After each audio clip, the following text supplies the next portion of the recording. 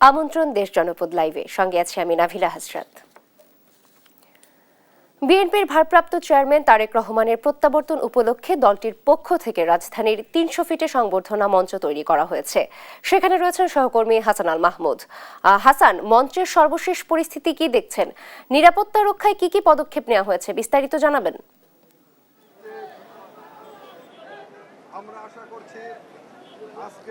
নাবিলা, ধন্যবাদ আপনাকে। আমরা সকাল থেকে অপেক্ষা করছি। এখানে বিএনপির সাধারণ নেতাকর্মীরা ইতিমধ্যে কিন্তু আসতে শুরু করেছে এবং সকাল থেকে দেখছি যে বিভিন্ন জেলার বিভিন্ন ওয়ার্ডের, ইউনিয়নের যে নেতাকর্মী যারা ঢাকায় এসেছে তারা কিন্তু ইতিমধ্যে এই সভাস্থল যেখানে নির্মাণ করেছে ৩০০ ফিট রোডে, সেখানে তারা পর্যবেক্ষণ করছেন, দেখে যাচ্ছেন এবং এখানে তারা বিভিন্ন ধরনের স্লোগান দিচ্ছেন তারেক রহমানের আগমনকে ঘিরে।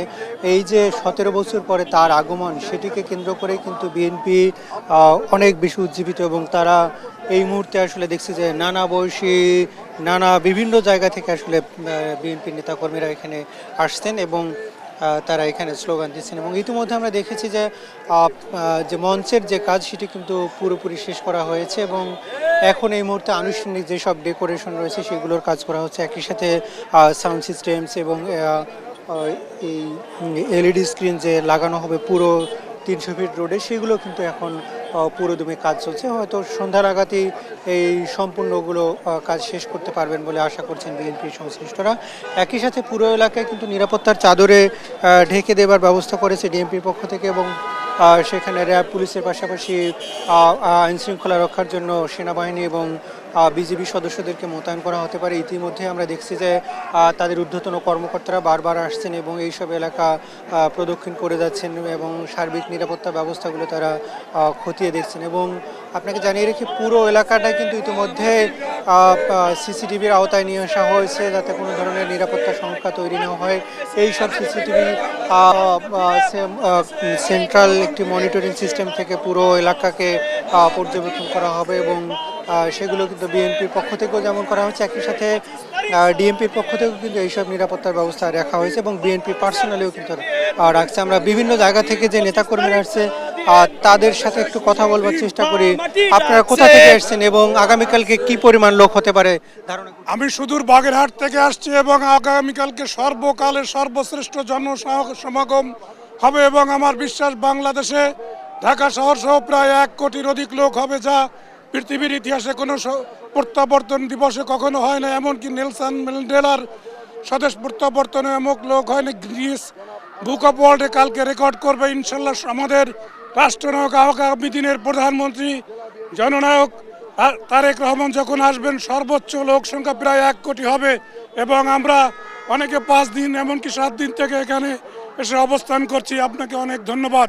ধন্যবাদ আপনাকে। আমরা দেখছিলাম যে আসলে তারেক রহমানের যে আগমন সেটি কেন্দ্র করে আসলে বিএনপি নেতাকর্মীদের উদ্দীপনা সেটি কিন্তু এখন চোখে পড়ার মতো এবং সেখানে সাধারণ মানুষ যারা আসছেন নেতাকর্মীরা তারা প্রত্যাশা করছেন তারেক রহমানের দেশে আসার মধ্য দিয়ে বাংলাদেশের নেতৃত্ব পরিবর্তন হবে। একই সাথে গণতান্ত্রিক উত্তরণের পথ যেটি কিছুদিন ধরে রুদ্ধ ছিল সেটি আবার পুনরুজ্জীবিত হবে এবং গণতন্ত্রের পথে বাংলাদেশের যাত্রা শুরু হবে, যেটি আগামী ত্রয়োদশ নির্বাচনের মধ্য দিয়ে, এমনটাই কিন্তু প্রত্যাশা করছেন এখানকার সাধারণ নেতাকর্মীরা।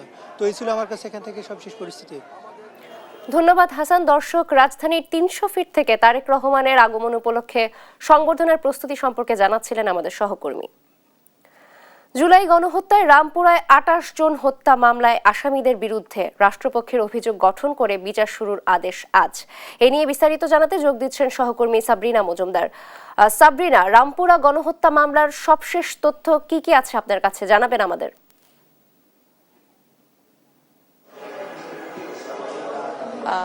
নাবিলা, আপনি যেটা বলেই দিলেন যে রামপুরে ২৮ জনকে হত্যা মামলার যে ২ সেনা কর্মকর্তা এবং ২ পুলিশ কর্মকর্তার বিরুদ্ধে কিন্তু আজকে বিচার শুরুর আদেশ দিবেন আন্তর্জাতিক অপরাধ ট্রাইব্যুনাল। অর্থাৎ আজকে যদি বিচার শুরুর আদেশ দেন তাহলে হচ্ছে পরবর্তীতে আসলে এই মামলারও আসলে বিচার কাজে অগ্রগতি হবে, অর্থাৎ সেখানে সূচনা বক্তব্য এবং সাক্ষ্য গ্রহণ অনুষ্ঠিত হবে। তবে এই মামলার প্রেক্ষাপটটি যদি আমি আপনার সামনে তুলে ধরতে চাই তাহলে বলতে হবে যে গেল বছরের জুলাই আগস্টের সময় কিন্তু ঢাকায় বিভিন্ন জোনে আসলে আসলে হত্যাকাণ্ডগুলো হয়েছিল এবং সেখানেই কিন্তু একটি মামলা যে রামপুরে 28 জনকে হত্যা মামলায় পরে প্রসিকিউশন থেকে 2 জন পুলিশ কর্মকর্তা এবং সে সময় 2 জন সেনা কর্মকর্তা অর্থাৎ কর্নেল রেদমানুল এবং রাফাত বিন আলম তাদের বিরুদ্ধে আসলে এই অভিযোগ আনা হয় এবং অভিযোগ গঠন করার পর কিন্তু অভিযোগ গঠনের শুনানিও হয়েছে এবং শুনানির সময় কিন্তু আসলে এই 2 সেনা কর্মকর্তা আসলে নিজেদেরকে নির্দোষ দাবি করেছেন এবং পরবর্তীতে আজকে আন্তর্জাতিক অপরাধ ট্রাইব্যুনাল 1 আজকের দিন ধার্য করেছেন যে আজকে আসলে বুঝতে পারবো যে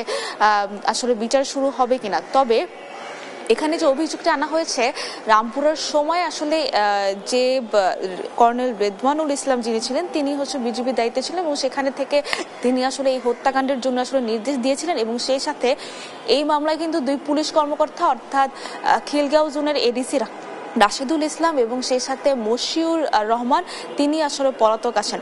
একটু পরে আসলে আন্তর্জাতিক অপরাধ ট্রাইব্যুনাল 1 যখন বিচার কাজ শুরু হবে তখন আসলে আমরা জানতে পারবো যে এই মামলার বিচার কাজ শুরু হয় কিনা।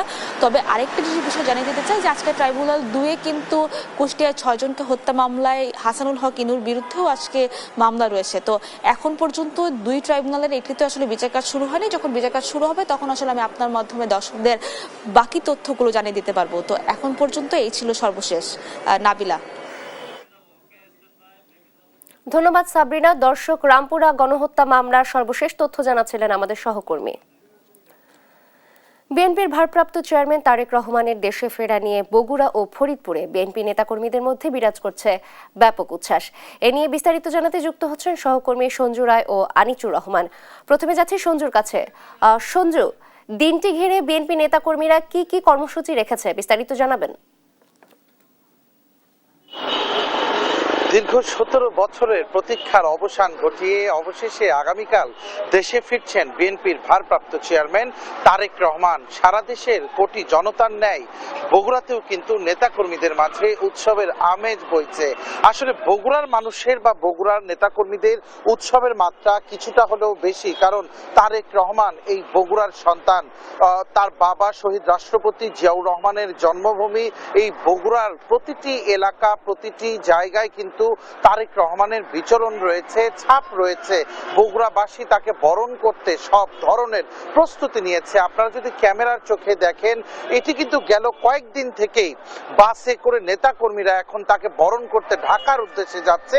আমরা বর্তমানে দাঁড়িয়ে আছি বগুড়া শহরের বনানীতে।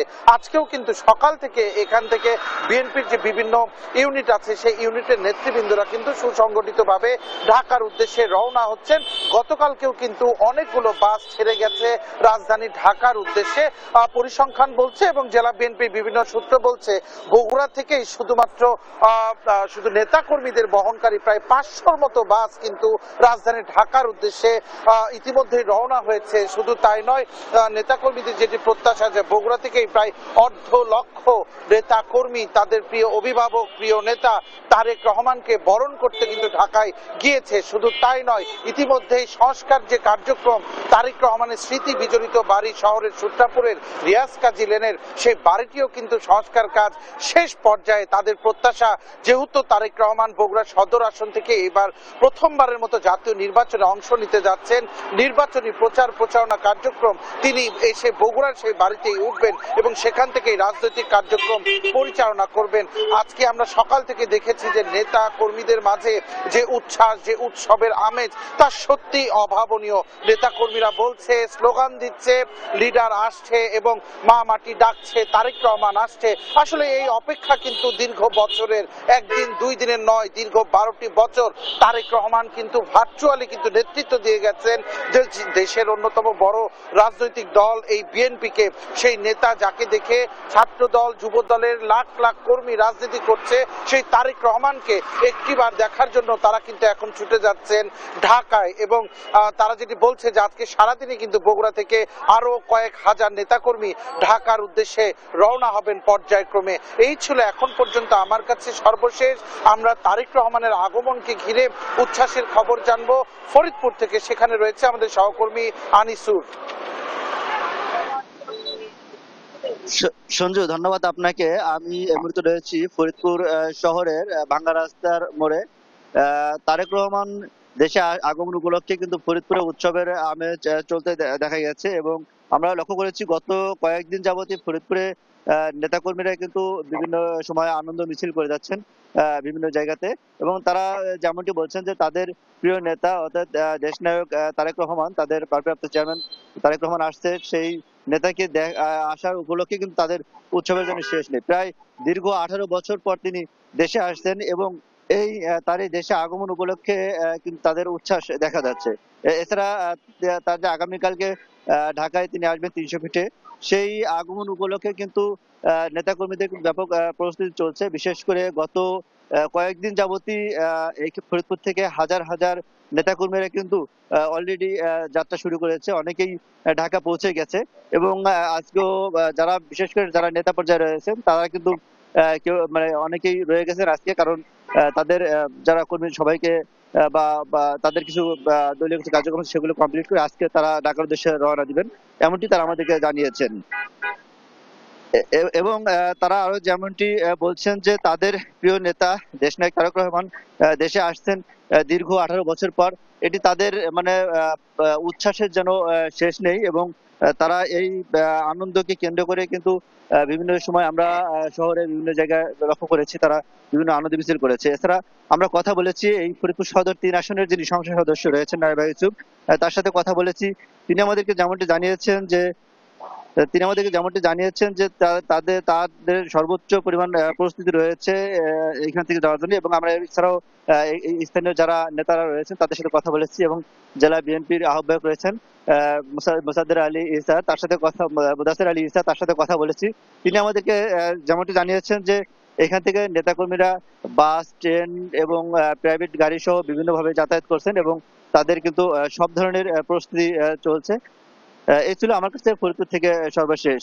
ঘন কুয়াশার কারণে মানিকগঞ্জের পাটুরিয়া দৌলতদিয়া নৌপথে ফেরি চলাচল সাময়িক বন্ধ রেখেছে বিআইডব্লিউটিসি কর্তৃপক্ষ। এ নিয়ে বিস্তারিত জানাতে যুক্ত হচ্ছেন সহকর্মী আব্দুল আলিম। আলিম, কত ঘন্টা যাবৎ ফেরি চলাচল বন্ধ রয়েছে? মানুষের দুর্ভোগ কেমন হচ্ছে এই কারণে বিস্তারিত জানাবেন। হ্যাঁ নাবিলা, যেমনটি বলছিলেন, দেশের দক্ষিণ পশ্চিমাঞ্চলের 21 জেলার অন্যতম প্রবেশ পথ হচ্ছে এই পাটুরিয়া দৌলতদিয়া নৌরুট। তো এই নৌরুটে যে গত রাত মাঝরাত থেকেই কুয়াশা পড়তে থাকে, তো এই সকাল ভোর 6টা নাগাদ কুয়াশার ঘনত্ব বেড়ে গেলে এই ফেরি চলাচল বন্ধ করে দেয় বিআইডব্লিউটিসি কর্তৃপক্ষ। তো আমরা কথা বলেছি বিআইডব্লিউটিসির যে ডিজিএম আব্দুল সালাম রয়েছে তার সাথে, তিনি যেটি আমাদের জানিয়েছেন যে এই কুয়াশার ঘনত্ব বেড়ে গেলে সকাল ভোর 6টার দিকে দুর্ঘটনা এড়াতেই কিন্তু তারা ফেরি চলাচল বন্ধ করে রাখে। যে মার্কিং যে পয়েন্টগুলো রয়েছে, যে কুয়াশার কারণে ওই পয়েন্টগুলো না দেখা যাওয়ার কারণে কিন্তু এই ফেরি চলাচল স্বাভাবিক বন্ধ রেখেছিল।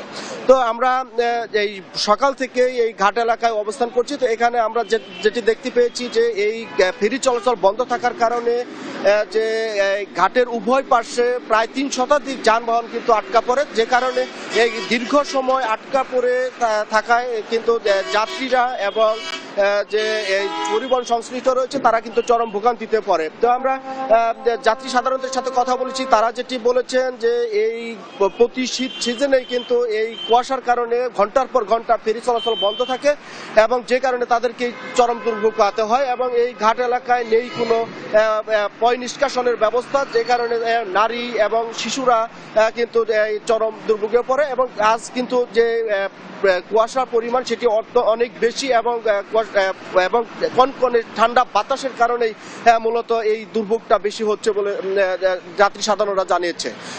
তো আরেকটি বিষয় বলে রাখি যে বিগত প্রায় 5-7 বছর আগে এই কুয়াশার মধ্যে যেন ফেরি চলতে পারে তার জন্য একটি ফগ লাইটের যে একটি প্রকল্প হাতে নিয়েছিল, সেখানে প্রায় 7 কোটি টাকা তারা সেই প্রকল্পটি বাস্তবায়নের চেষ্টা করে, কিন্তু সেই ফগ লাইটেও কিন্তু এই মার্কিং যে পয়েন্টগুলো স্পষ্ট করার জন্য যে কার্যত কারিতা সেটি কিন্তু তারা সফল হয়নি, যেমন সরকারের কিন্তু খরচা গেছে প্রায় 7 কোটি টাকা।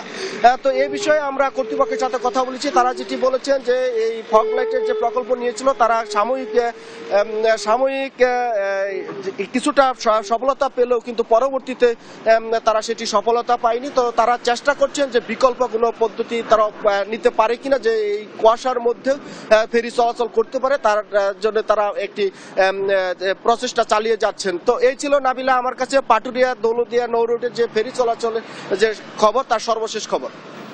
ধন্যবাদ আলিম। দর্শক, পাটুরিয়া দৌলতদিয়া নৌপথের ফেরি চলাচলের সর্বশেষ পরিস্থিতি জানাচ্ছিলেন আমাদের সহকর্মী। দিনাজপুরে অটোরিকশার দাপটে নাকাল শহরবাসী। এ নিয়ে বিস্তারিত জানাতে যুক্ত হচ্ছেন সহকর্মী হারুনুর রশিদ। হারুন, অটোরিকশা নিয়ন্ত্রণে কর্তৃপক্ষ কি বলছে, বিস্তারিত জানাবেন। জি নাবিলা, আপনাকে ধন্যবাদ। দিনাজপুরের প্রথম প্রধান সমস্যাই হচ্ছে কিন্তু অটোরিকশা। এই অটোরিকশার এত বেশি পরিমাণে এই শহরে চলে যে মানুষের কিন্তু সরাসরি স্বাভাবিকভাবে যে চলাচল এবং স্কুল কলেজে বাচ্চারা যাতায়াতের যে প্রচুর পরিমাণে বিড়ম্বনায় পড়ে। তাছাড়া এখানকার যারা মেডিকেলি ট্রিটমেন্ট করতে আসছে, রিক্সা চালক, যারা অনেক ধরনের রুগী, তারা অ্যাম্বুলেন্স নিয়ে আসে, সেই অ্যাম্বুলেন্সটা এই শহরে প্রবেশ করতে গেলে বিভিন্ন ধরনের প্রবলেমের সমস্যার মধ্যে কিন্তু পড়ে। তো এখানকার যে অটোরিকশা, এই পরিমাণ প্রায় নিরাপদ সড়ক চায়ের যে সেক্রেটারি মোহাম্মদ হারুনুর রশিদ আমাদেরকে জানালেন যে এখানে প্রায় 30,000 অটোরিকশা, কিন্তু দিনাজপুর পৌরসভার পক্ষ থেকে আমরা জানতে পারলাম যে নিবন্ধিত কিন্তু অটোরিকশা হচ্ছে 4,500টি এবং অনিবন্ধিত রিক্সা হলো 7,000। কিন্তু আসলে স্থানীয়ভাবে অনেকের কাছে আমরা জানতে পেরেছি রিক্সা আরো বেশি হবে বলে অনেকে জানিয়েছেন। তো আপনাকে দেখানোর চেষ্টা করবো যে এই অটোরিকশাটি এই মুহূর্তে আমি দাঁড়িয়ে আছি লিলি মোড়ে। এখানে কিন্তু এখন এই মুহূর্তে কিন্তু বেলা ওঠেনি, যেহেতু 11টা-12টা বাজে, শীতের মৌসুমের কারণে কিন্তু অনেকটাই মেঘাচ্ছন্ন হয়ে আছে। কিন্তু এর মধ্যেও কিন্তু অটোরিকশার একটু কম হলেও তারপরও একটা উপস্থিতি লক্ষ্য করা যাচ্ছে। তো আমি এখানে আমাদের এই স্থানীয় অনেকে আছে, তারা আমাদেরকে একটু জানাবেন আসলে অটোরিকশাগুলো কি কি ধরনের আপনাদের সমস্যা তৈরি করে, একটু আমাদেরকে বলবেন। বর্তমান দিনাজপুরের একমাত্র সমস্যা হচ্ছে অটোরিকশা, যা মানুষের চলাচলের খুবই বিধ্বস্ত। প্রতিদিন লোক অ্যাক্সিডেন্ট হচ্ছে, পা ভাঙাচ্ছে, পঙ্গু হচ্ছে। তাই আমরা নগরবাসী হিসাবে প্রশাসনের কাছে অনুরোধ করি যাতে এই অটোরিকশার একটা নীতিমালা প্রয়োজন। আর যদি এই অটোরিকশার একটা নীতিমালা হয় তাহলে অন্তত নগরবাসী আমরা অন্তত সহজে নিরাপদে পথ চলাচল করতে পারবো। ধন্যবাদ। ধন্যবাদ। উনি আসলে জানাচ্ছেন যে একটা নীতিমালার প্রয়োজন আছে। তা আরো আরেকজন আছে আমাদের কাছে, আমরা জানবো যে আপনারা আসলে কিভাবে দেখছেন অটোরিকশাটা দৌরাত্মের বিষয়ে। অটোরিকশার জন্য আমাদের অনেক ঝামেলা হচ্ছে। এত পরিমাণ অটোরিকশা বাড়ছে, রাস্তায় গ্যাঞ্জাম লাগার কারণে আমরা অনেক ঝামেলা পড়ে গেছি। সরকারকে এগুলো নিয়ম মেনে চলা দরকার। হ্যাঁ, কি বলছেন আপনার কাছে? জীবনের নিরাপত্তা নাই রাস্তায় হাতে, ফুটপাত তো নাই আমাদের শহরে, তার মধ্যে অটোরিকশা রাস্তার পাশ দিয়ে হাঁটতে কোন সময় পিছন থেকে আসে মারবে, সামনে থেকে আসে মারবে, কোনো ঠিক নাই। কতবার এভাবে আহত হয়েছি, মানে অটোরিকশা নিয়ে আমরা খুবই বিরক্ত। মানে এত পরিমাণ অটোরিকশা, সদর তো সদরের বাইরে এলাকা থেকে অটোরিকশা গুলো শহরে ঢুকতেছে, কোনো ব্যবস্থা নাই। এটা নিয়ে আমরা অনেক হ্যারাসমেন্ট, এটা ন্যায্য একটা সলিউশন আমরা চাই। তো অটোরিকশাকে কেন্দ্র করে অটোরিকশাওয়ালারা যেভাবে এখানে আপনার উপস্থিতি, তাতে করে আমি একটু কথা বলবো যে অটোরিকশা চালক একজন আছে। আসলে এখানে আপনি অটোরিকশা চালাচ্ছেন কতদিন হলো এবং কতগুলো অটোরিকশা আছে, ভাড়া কেমন হয়? ভাড়া তো হয় মোটামুটি, এই সময় শীতের কারণে ভাড়া কম। কিন্তু কতগুলো অটোরিকশা আছে এখানে? তো পার্সোনাল করা নাই, গন্তি নেই। না, এমন কোনো গন্তি নেই। অটোরিকশা চালকরা আসলে ওভাবে বলতে পারছেন যে কত পরিমাণে তারা অটোরিকশা চালকরা আছেন। তবে সব মিলে যে অটোরিকশার একটা উপস্থিতি এখানে লক্ষ্য করা যাচ্ছে এবং প্রচুর পরিমাণ অটোরিকশা প্রতিনিয়ত আপনাদের বিশেষ করে স্কুল কলেজের সামনে এই অটোরিকশাগুলো কিন্তু জ্যাম লেগে যায় এবং বাচ্চারা যখন স্কুল থেকে যাতায়াত বাড়ি ফেরে তখন কিন্তু বড় ধরনের বিড়ম্বনায় পড়ে। অনেক সময় দেখা যাচ্ছে অনেক রকম সড়ক দুর্ঘটনাও কিন্তু এখানে হচ্ছে। তো এখানে এখানকার যে রাস্তাঘাটগুলো অত্যন্ত সরু, অনেক পুরনো এই প্রাচীন যে এই জেলার কিন্তু রাস্তাঘাটে তেমন কোনো উন্নয়ন হয়নি, যে কারণে অটোরিকশা বৃদ্ধি পাওয়াতে এখানে যানজটটা অত্যন্ত বৃদ্ধি পায়। তো এই ছিল দিনাজপুর থেকে অটোরিকশা বিষয়ে বিস্তারিত। ধন্যবাদ হারুন। দর্শক, দিনাজপুর থেকে অটোরিকশার দৌরাত্মের ব্যাপারে বিস্তারিত জানাচ্ছিলেন আমাদের সহকর্মী। ঝালকাঠির রাজাপুর ইউনিয়নে 1,63,00,000 টাকা ব্যয়ে নির্মিত সেতুতে উঠতে হয় সিঁড়ি বেয়ে। সংযোগ সড়ক না থাকায় চরম ভোগান্তিতে এলাকাবাসী। এ নিয়ে বিস্তারিত জানাতে যুক্ত হচ্ছেন সহকর্মী নাইম হাসান ইমন। নাইম, কর্তৃপক্ষ কি বলছে এই ব্যাপারে, এলাকাবাসী কি বলছেন এই ভোগান্তির ব্যাপারে, বিস্তারিত জানাবেন। জি ধন্যবাদ নাবিলা। আমি এই মুহূর্তে রয়েছি ঝালকাঠির রাজাপুর উপজেলার গালুয়া ইউনিয়ন স্বাস্থ্য কমপ্লেক্সের সামনে। যে আমার পিছনে দেখতে পাচ্ছেন যে একটি সেতু রয়েছে, এই সেতুটি 2022 সালের ডিসেম্বর মাসে এই কাজটি শুরু হয় এবং 2023 সালে ডিসেম্বর মাসে ঢালাই কাজটা শেষ হয়। কিন্তু ঢালাই কাজ শেষ হওয়ার পরও এখন পর্যন্ত এই সেতুটি যে দুপাশের যে সংযোগ সড়কটি, সেই সংযোগ সড়কটি নির্মাণ করা হয় নাই। এই এলাকাবাসীর উদ্যোগে এই সেতুটিতে তারা একটি কাঠ দিয়ে সিঁড়ি তৈরি করে, এরপর এই সিঁড়ি বেয়ে তারা এই সেতুটি পার হচ্ছে। এই সেতুটি হচ্ছে আপনার গালুয়া, আমি আপনাদের দেখানোর চেষ্টা করতেছি, গালুয়া যে ইউনিয়ন স্বাস্থ্য কমপ্লেক্স, এই একদম গালুয়া ইউনিয়ন স্বাস্থ্য কমপ্লেক্সের সামনেই হচ্ছে এই সেতুটি। এই সেতুটি থেকেই এই যে গালুয়া ইউনিয়ন স্বাস্থ্য কমপ্লেক্সে যে সকল রোগীরা আসে এই সেতু পার হয়ে আসতে হয়। কিন্তু এই সেতু সংযোগ সড়ক না থাকায় এখানে যারা গর্ভবতী এবং হাড় ভাঙ্গা বা পা ভাঙ্গা যেসব রোগীরা আছে তারা আসতে পারে না, কারণ এই সংযোগ সড়কটি না থাকায় এই এপারে আসা সম্ভব না। ওপার থেকেই তারা দূর দূরান্ত থেকে চিকিৎসা নিচ্ছেন এবং এলাকাবাসী যারা রয়েছে তারাও চরম ভোগান্তিতে পড়ে, কারণ এই সেতুটিতে এই উঠতে এবং নামতে সিঁড়ি বেয়ে হয়।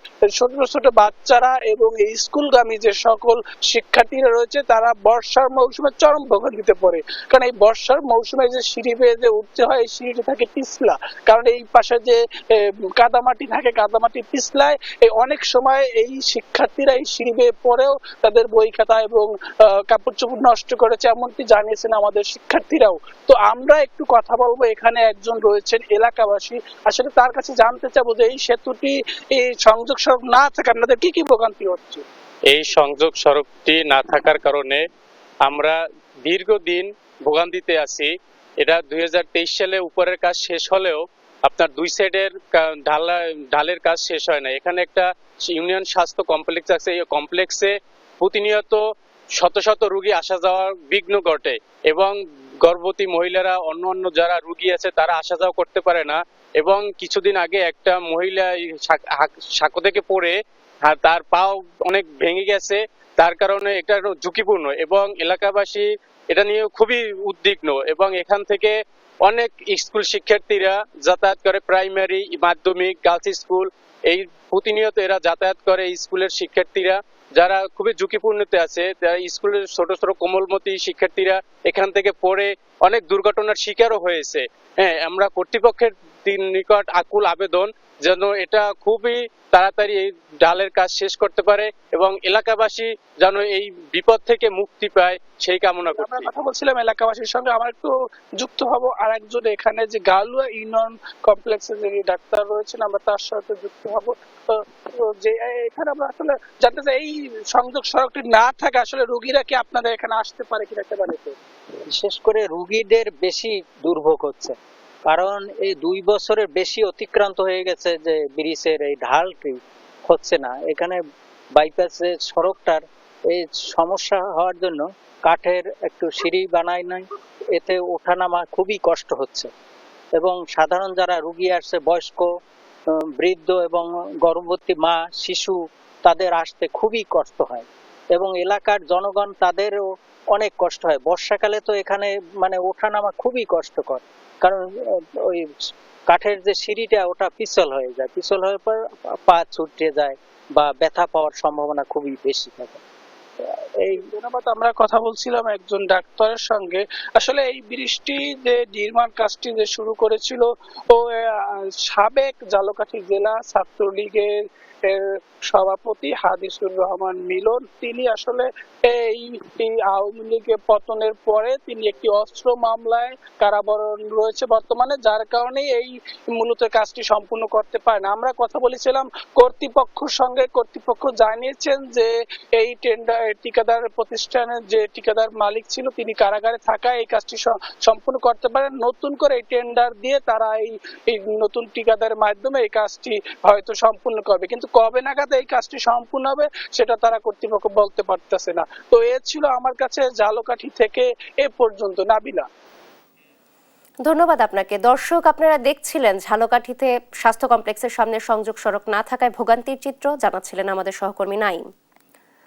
আসন্ন নির্বাচনে ব্রাহ্মণবাড়িয়ার বিভিন্ন আসনের মনোনয়ন ফরম সংগ্রহ করছেন প্রার্থীরা। এ নিয়ে বিস্তারিত জানাতে যুক্ত হচ্ছে সহকর্মী মেহেদী নূর পরশ। পরশ, জেলায় এ পর্যন্ত কতজন প্রার্থী মনোনয়নপত্র সংগ্রহ করেছেন, বিস্তারিত জানাবেন।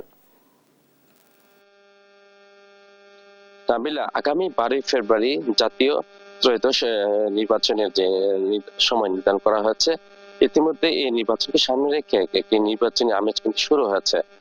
তো আমি যদি আপনাকে তথ্য দিয়ে রাখি, ব্রাহ্মণবাড়িয়ার 6টি নির্বাচনী আসন রয়েছে।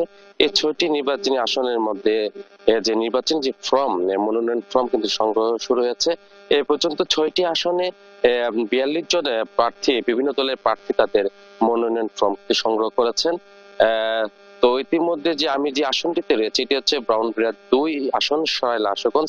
এই আসনটিতে মোট 8টি মনোনয়ন ফর্ম সংগ্রহ করেছেন বিভিন্ন দলের প্রার্থীরা।